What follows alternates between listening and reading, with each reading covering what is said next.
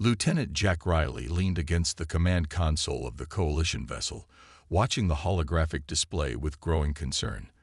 The bright dots representing the Void Armada were advancing quickly toward their position, outnumbering Coalition forces 3-1. "We should pull back to the Centauri defense line," Jack suggested, his voice calm despite the tension in the room. "Their forward units are too dispersed. If we retreat now, we can regroup and hit them when they're stretched thin."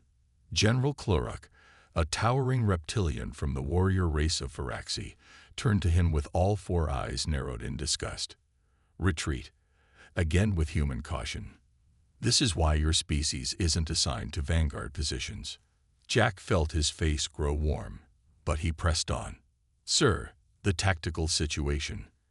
"The tactical situation," interrupted Commander Daratha of the feline Mescari, "calls for bold action, not cowering behind defense lines. We will meet them head-on as warriors should." Around the command center, representatives from 6 different species nodded in agreement. Humans had only joined the Galactic Coalition 30 years ago, and despite their contributions in technology and medicine, they were still viewed as the timid newcomers. The older species, especially those with warrior cultures, dominated military strategy. "Very well," Jack said, knowing further argument was useless. "But request permission to position human vessels near the civilian evacuation routes, just in case." General Klurok waved a clawed hand dismissively. "Yes, yes. Guard the escape routes if you must. The real fighting will be handled by those with courage." 4 hours later, Jack watched in horror as the Coalition front line collapsed. The Void Armada had revealed a new weapon, gravity distortion fields that trapped ships in place, while concentrated fire tore them apart. The bold charge of the warrior species had turned into a slaughter. "All human vessels, implement Protocol Dunkirk," Jack ordered through the secure channel. "I repeat, Protocol Dunkirk is in effect." The human ships, which had been stationed away from the main battle near civilian worlds and outposts, immediately began systematic evacuation procedures. While the main Coalition fleet was being decimated, human captains were guiding thousands of civilian ships to escape corridors. "Riley, what are you doing?" The transmission from General Klurok came through filled with static and background explosions. "Send your ships to reinforce Sector 7. "Cannot comply, sir," Jack replied, directing a refugee convoy toward the jump point. "We're saving who we can." "Cowards. You humans err." The transmission cut off abruptly as another Coalition command ship exploded on the tactical display. For the next 16 hours, human ships darted through the battle zone, collecting escape pods, protecting civilian transports, and guiding them to safety.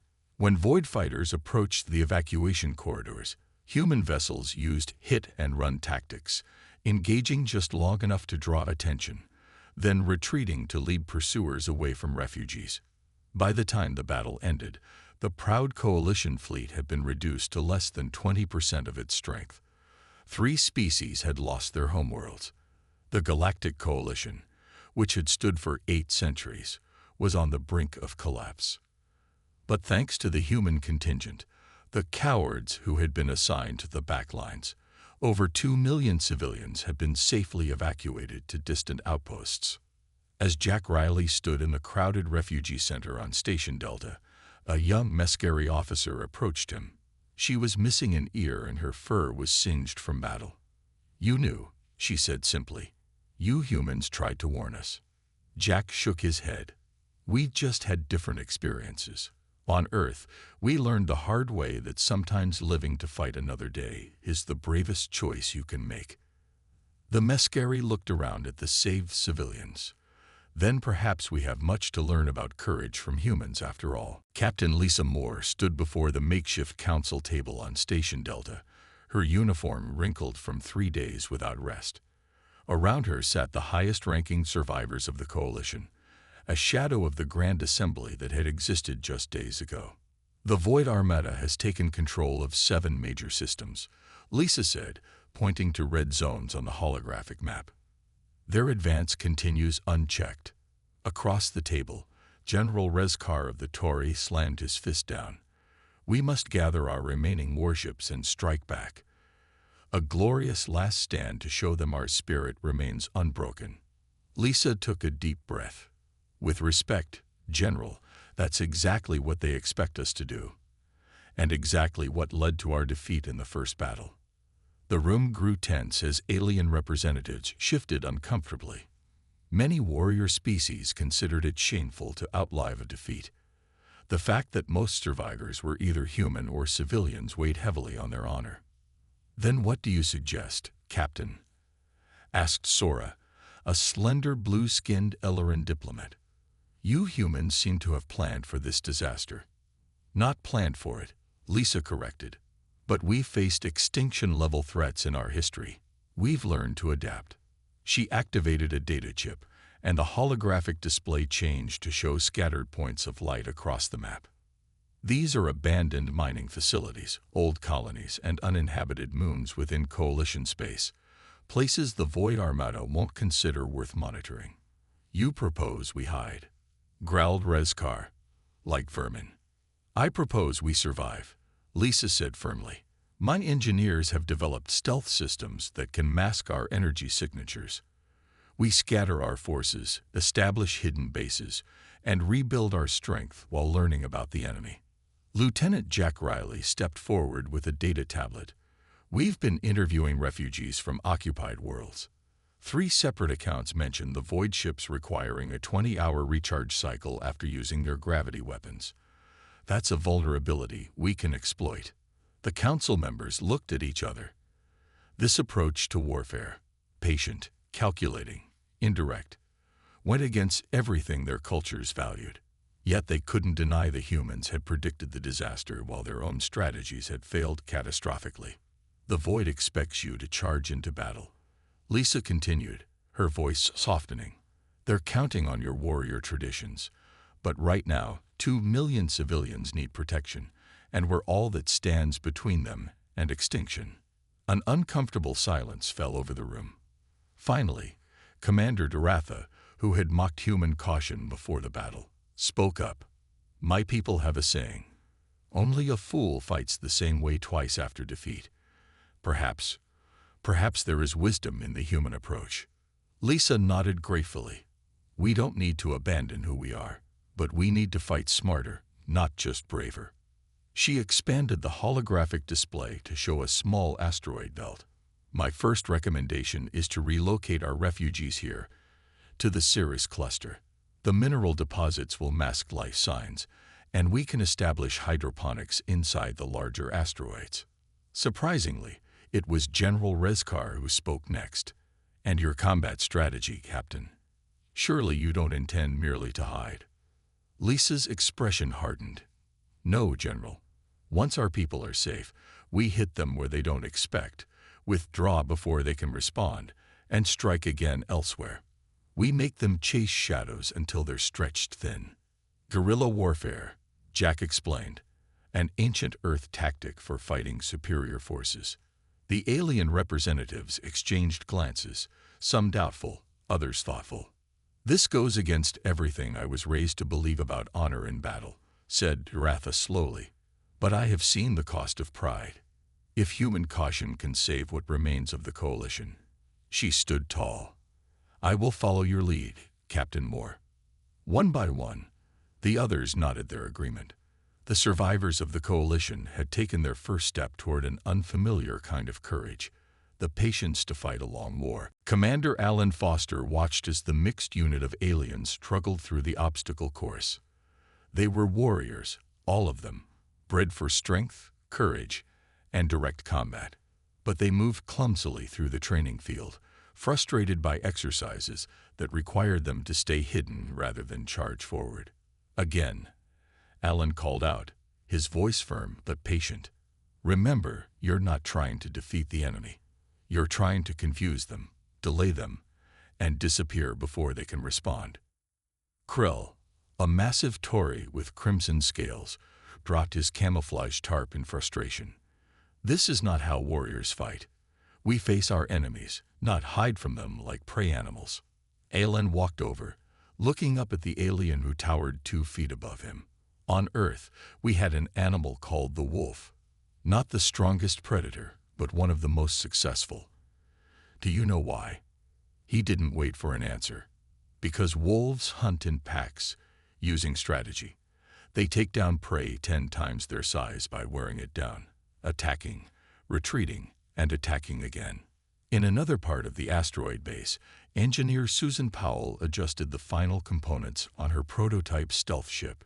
She'd based the design on the hunting methods of Earth's most efficient predators. Not the strongest, but the most patient. "Try the sensors now," she told her assistant, a young human named Eric. Eric activated the scanner and smiled. "Nothing. It's like the ship isn't even there." "Perfect," Susan said, wiping grease from her hands. "Like the octopus that can change its skin to match any background. We'll be invisible until we choose to strike." Captain Lisa Moore entered the engineering bay, nodding approvingly at the modified ship. "Will it be ready for Foster's first mission?" "Just in time," Susan confirmed. "Though I'm still not sure his team is ready. The alien warriors are resistant to our methods." Lisa sighed. "They'll learn. They have to." 2 weeks later, Commander Foster's mixed strike team approached the Void Armada supply depot in the Proxima system. Their ship, cloaked with Susan's stealth technology, drifted silently through the asteroid field surrounding the depot. "Remember the plan," Alan told his team as they prepared to board their attack shuttles. "We hit the fuel reserves, plant the explosives, and disappear. No engaging the enemy unless absolutely necessary." Krell and the other alien warriors nodded grimly. They didn't like these tactics, but weeks of failure in training had finally convinced them to try the human way. The operation went smoothly until a void patrol unexpectedly appeared near their target. Mira, a feline mescari, instinctively reached for her weapon. "Hold," Ellen whispered, placing a hand on her arm. "Let them pass." The warrior's fur bristled, every instinct telling her to attack while they had surprise on their side. But she forced herself to remain motionless as the patrol moved away. 10 minutes later, the team planted their charges and retreated to their stealth ship. The explosion that followed destroyed not just the fuel reserves, but 3 void cruisers that had been refueling. As they jumped to safety, Alan observed his team's reactions. The aliens were unusually quiet, processing what had just happened, a major victory without a direct confrontation. "We succeeded," Krell finally said, sounding surprised. "Without losing anyone." "That's the point," Ellen replied. "The Void expected direct attacks from warrior species. They don't know how to fight an enemy that refuses to play by their rules." Back at base, Captain Moore received the mission report with satisfaction. 3 enemy cruisers destroyed, vital supplies eliminated, and no casualties on their side. A small victory, but the first of many to come. "Send word to the other hidden bases," she told Lieutenant Riley. "Operation Shadow Wolf is working. We start Phase 2 tomorrow." Across Coalition space, scattered groups of survivors began adopting the human tactics of patience, stealth, and indirect attack. The resistance had begun, led by the species once mocked for their caution. Olivia Wright wiped condensation from her glasses as she made her way through the crowded underground market on Nexus Station.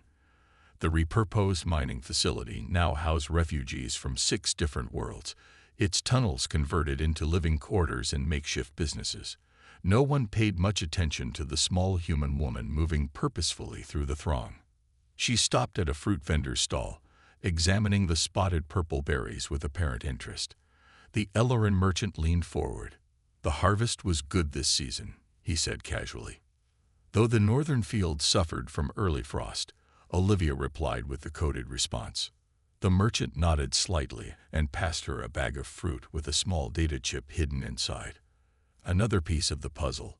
Ship movements, troop numbers, Void Armada communications intercepted by resistance sympathizers. 3 months had passed since the devastating defeat of the Coalition forces.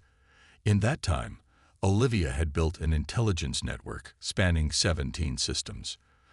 Traders, maintenance workers, even servants in void-occupied territories, all passing along fragments of information that she assembled into actionable intelligence. Back at the hidden base in the Cirrus cluster, Olivia uploaded the new data into the secure system. "They're moving 3 destroyer-class ships to the Vega sector," she reported to Captain Moore. "They're responding to our raids by spreading their forces thinner." Lisa nodded with satisfaction. "Just as we hoped. Commander Foster's teams have been very effective." "The aliens are learning," Olivia agreed. "Krell led the Ta Siti mission entirely on his own. He's become quite the guerrilla fighter." On the other side of Coalition space, Lieutenant Jack Riley guided his stealth ship toward the void processing facility orbiting a gas giant. Intelligence from Olivia's network had confirmed that prisoners from the Coalition fleet were being held there, awaiting interrogation and execution. "Final approach," Jack whispered, though the void sensors couldn't detect them through Susan Powell's stealth technology. "Everyone remember your assignments. Quick and quiet." Beside him, Krell checked his weapons. The massive Tory warrior had changed since his first reluctant training sessions with Commander Foster. He now moved with surprising stealth for his size and had embraced the human concept of fighting smarter.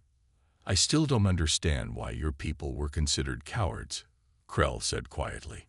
"This way of fighting requires more courage than a frontal assault." Jack smiled grimly. "Different cultures, different definitions of bravery. For humans, protecting your people sometimes means swallowing your pride." The rescue mission proceeded with practiced precision. Using Powell's technology to mask their approach, they breached the station through a maintenance airlock. The team moved through the corridors in pairs, disabling guards with silent takedowns rather than risky firefights. When they reached the detention level, Jack felt sick at what they found. Dozens of Coalition soldiers from various species were crammed into cells designed for half their number. Many showed signs of torture. "We need to move fast," Jack told the team. "Krell, help me with these locks." As they freed the prisoners, an alarm suddenly blared through the facility. "We've been detected," Jack announced, keeping his voice calm despite the danger. "Plan B, everyone to Extraction Point Delta." Rather than engaging the responding void forces directly, the team used smoke grenades and false signals to create confusion. They split into smaller groups, taking different routes to the extraction point, while leaving automated devices that simulated movement in opposite directions. When all teams had returned to the ship with the rescued prisoners, Jack allowed himself a moment of relief. 63 Coalition soldiers saved, including 3 senior officers with valuable knowledge of Coalition defense systems. As they jumped to safety, an exhausted prisoner approached Jack. The Mescari officer looked at him with newfound respect. "When humans first joined the Coalition, we thought your caution was weakness," she said. "Now I understand it was wisdom. You were preparing for a different kind of war all along." Jack shook his head. "Not preparing. Just remembering lessons our species learned the hard way. Sometimes surviving is the greatest victory of all." Back at base, the resistance leaders celebrated another successful mission. With each passing week, more alien warriors embraced human tactics, and the Void Armada grew increasingly frustrated by an enemy they couldn't bring to conventional battle. The cowards, it seemed, were teaching the galaxy a new definition of courage. Susan Powell hadn't slept in 36 hours, but her eyes were bright with excitement as she presented her work to the Coalition leadership. The small device on the table looked unimpressive, just a metal cylinder with a few blinking lights, but it represented months of research and countless failed prototypes. "It's ready," she announced. "Based on the data from Olivia's intelligence network, we've confirmed the Void Armada ships need to vent excess heat after using their gravity weapons. This device exploits that vulnerability, forcing their systems into an emergency shutdown when they attempt to recharge." Captain Lisa Moore studied the device with cautious optimism. "And you're certain it will work at range?" "Within 500 kilometers of the target ship," Susan confirmed. "Not close enough for a frontal assault, but perfect for a guerrilla strike team," Commander Alan Foster finished, a smile crossing his tired face. My units can deploy these during hit-and-run missions. 6 months had passed since the Coalition's defeat. What had started as desperate survival had evolved into a coordinated resistance.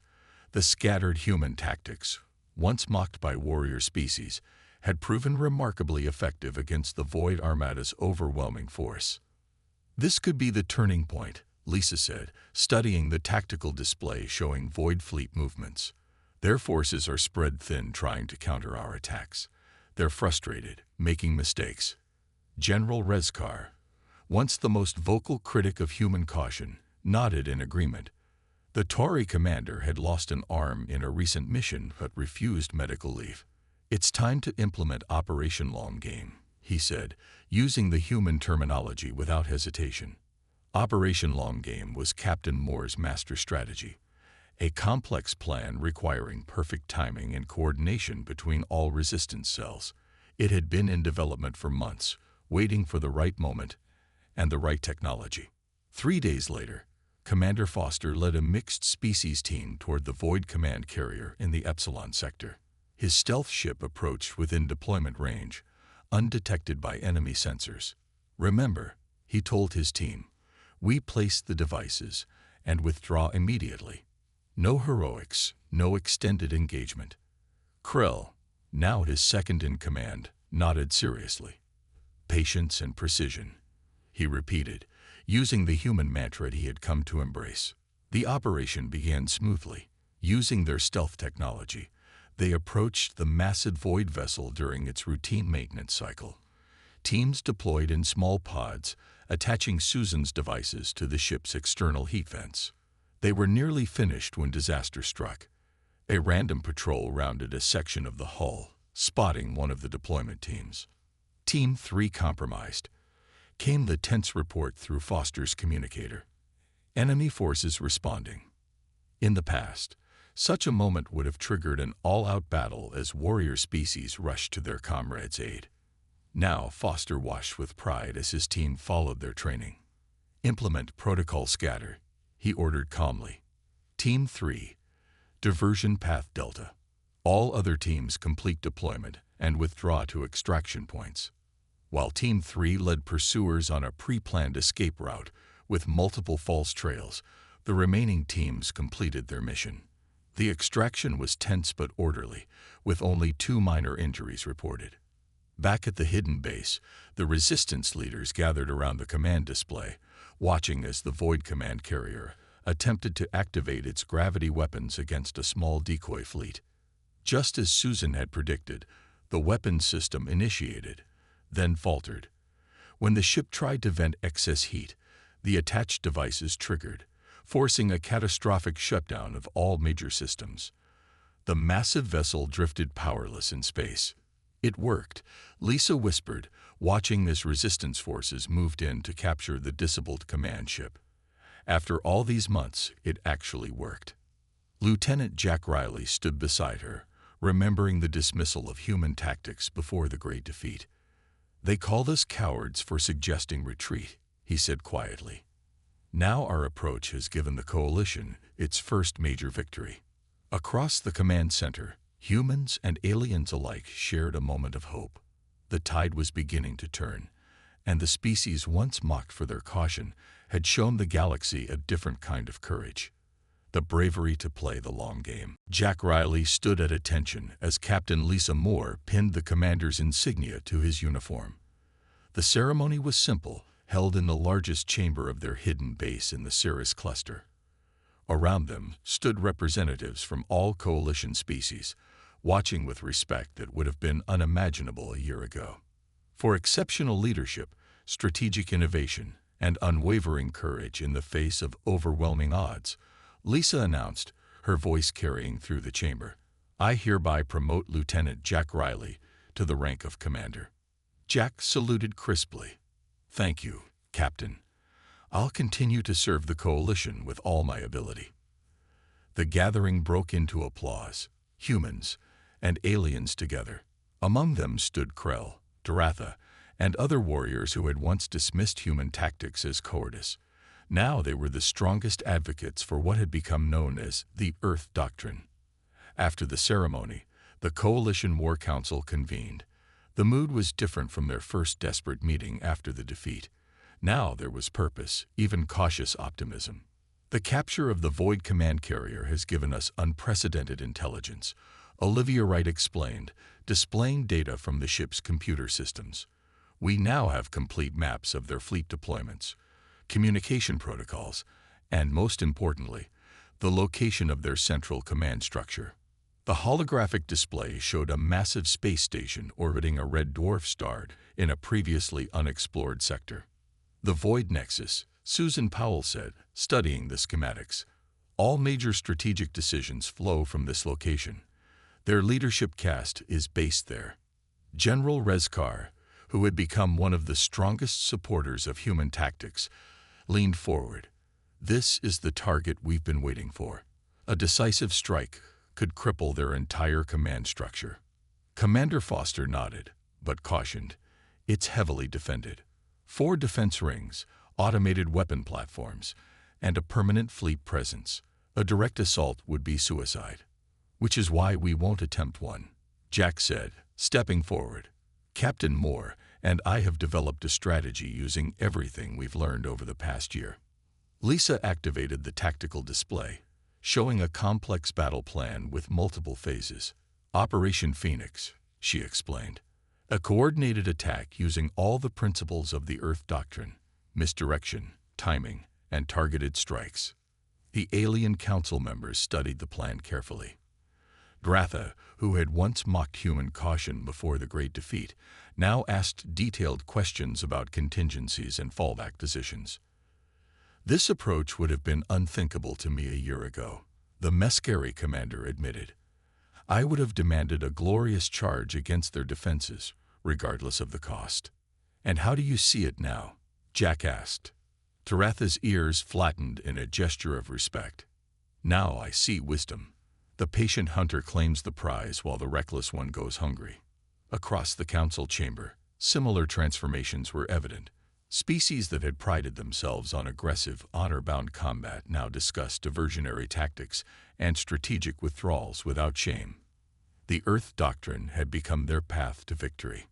After the council meeting, Jack found Krell waiting for him in the corridor. I owe you an apology, Commander, the massive Tory warrior said, his voice low. When we first met, I called you and all humans cowards. I was wrong. Jack shook his head. No apology needed. Our approaches were just different.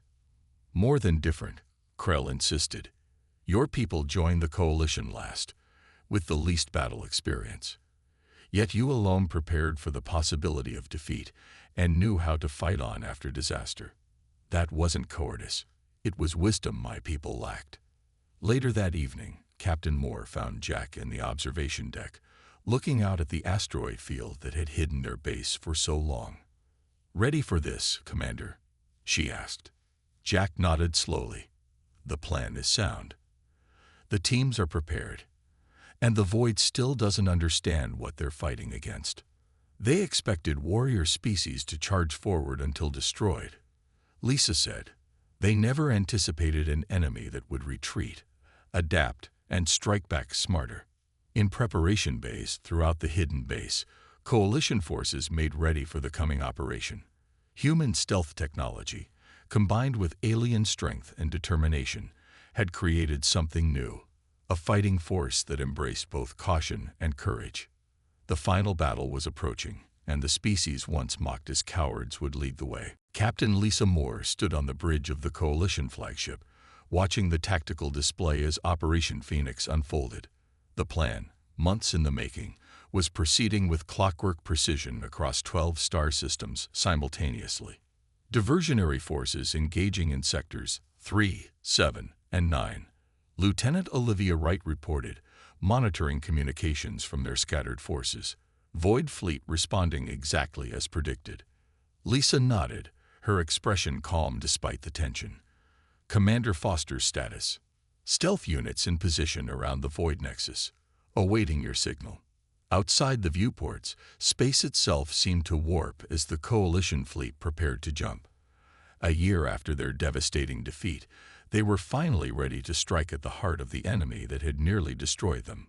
"All ships report ready, Captain," Jack Riley announced from the tactical station. "Jump drive charged." Lisa took a deep breath. "Execute final jump." The Coalition fleet vanished from their staging area, reappearing moments later just outside the outer defense perimeter of the Void Nexus. As predicted, most of the station's defensive fleet had been lured away by Commander Foster's coordinated attacks across multiple sectors. "They've detected us," Jack reported, remaining defenders moving to intercept. "Implement Phase 2, Lisa ordered. Across the battlefield, smaller Coalition vessels launched from their carriers. These ships, equipped with Susan Powell's neutralizing devices, darted toward the Void warships using evasive patterns developed through months of guerrilla warfare. When the Void ships activated their gravity weapons, the same technology that had devastated the Coalition in their first encounter, the devices triggered, one by one. The massive enemy vessels lost power, drifting helplessly as their systems shut down. On the other side of the Void Nexus, Commander Alan Foster led his stealth teams toward the station's power regulation systems. Their ships, invisible to enemy sensors thanks to Susan's adaptive camouflage technology, approached undetected. "Remember," Alan told his mixed team of humans and alien warriors, "we stick to the plan. No heroics." Krell, now his most trusted officer, nodded seriously. "Patience and precision," he repeated, the human mantra now spoken with conviction by warriors of all species. Foster's teams breached the station through maintenance airlocks, moving with practiced efficiency through service corridors. When they reached the Power Regulation Center, they deployed modified versions of Susan's devices designed to overload the station's defensive systems. "Primary objective complete," Alan reported through the secure channel, withdrawing to extraction points. Back at the main battle, the Coalition fleet engaged the remaining Void defenders. Unlike their first disastrous battle, they now fought using human tactical principles: coordinated fire, strategic withdrawals when necessary, and focused attacks on key targets. "Void command frequencies showing significant disruption," Olivia reported. "Foster's team has succeeded." Lisa allowed herself a small smile. "Begin final approach. All ships, target the designated weak points identified in the intelligence data." The Coalition fleet surged forward, concentrating fire on specific sections of the massive station. Without their gravity weapons, and with their defensive systems failing, the Void forces couldn't mount an effective response. "They're attempting to evacuate," Jack reported, monitoring enemy movements. "Senior command staff boarding emergency vessels. Intercept teams are in position." Lisa confirmed. No one escapes today. After 3 hours of precise, methodical combat, the outcome was clear.